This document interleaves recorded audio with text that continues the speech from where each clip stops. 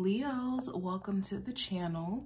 Let's see what's going on for the next 72 hours. Any information that you may be looking for will be listed in the description. And if you ever want to see like my personal reading lives, I do take readings on live, like on the spot. Make sure that you hit the notification bell. Excuse me, I had to sneeze. Make sure you hit the notification bell so you get notified whenever I go live and stuff.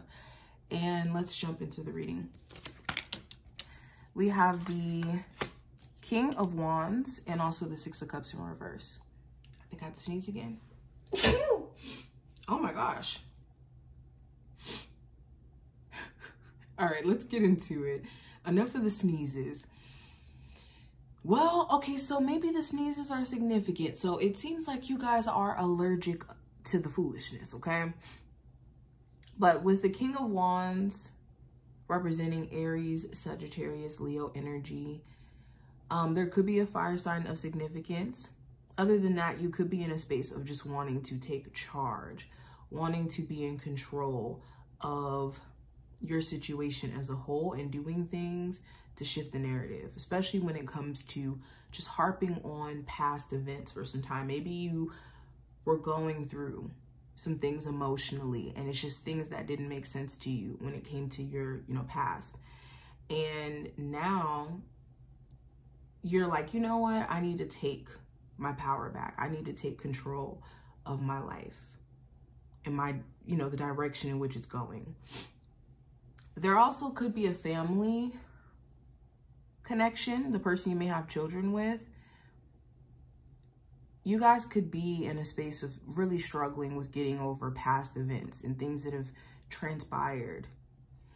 And it could be certain feelings that just don't sit right with you, or certain things that maybe your person's struggling with in terms of, or the person you have children with, they're struggling with getting over in terms of the past. For others of you, it's like you want to genuinely connect with someone, but you can't help but be cautious because of the way that maybe you lost your sense of self, or your sense of fight while being in these past situations. Anywho, we have the Magician and we also have the Three of Swords. So this talks about having the tools necessary to make things happen. If you've been in a space of just dreaming of things that you could potentially do in the realm of like career, for instance, you could be in a space of being like, you know what, I really wish that I did X, Y, and Z, or my business didn't necessarily go that well in the past. How can I kind of turn this around and maybe restart my business or start a whole new business and see where that takes me? It does also talk about, like harping on things that have happened past tense. It's important that you don't put yourself through this where you're not giving yourself an opportunity to learn, because disappointment is just us having expectations for things and then maybe those expectations not being met. But how we bounce back from that is extremely important.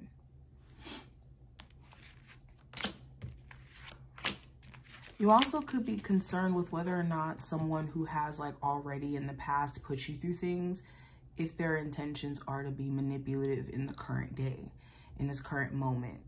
Especially if they are trying to pursue you or talk to you, or if you've been just kind of considering whether or not to talk to this person. I have the Hierophant, the Five of Pentacles, and also the Temperance card in reverse. You could be committing yourself to something like saving money or leaving an area that you've always lived in. Leaving a relationship, leaving a marriage. There's something here that you're planning to leave, and you could be losing your sense of patience to do this. It's important that you commit to whatever plan that you have and not be in a space of impatience or moving from a place of imbalance emotionally and letting temporary emotions move you.